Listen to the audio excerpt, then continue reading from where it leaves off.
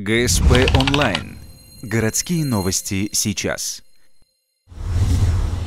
Суббота, 10:00. Спортивный комплекс «Нефтяник». Первенство города по борьбе самбо. Участвуют спортсмены из Ухты и Сосногорска. Юноши в возрасте от 10 до 13 лет. 47 человек, 12 весовых категорий. На схватку дается 3 минуты. Для чистой победы мальчикам нужно применить болевой прием или набрать разницу в 12 очков. Но это нелегко, ведь они только начинают осваивать спортивную науку. Тренировочные схватки и отработка – это одно, а соревнования – это совершенно другое. И здесь уже на соревнованиях проявляется вот именно характер бойца, то есть который вот мальчик, допустим, выигрывает на тренировках, он бывает так, что проигрывает.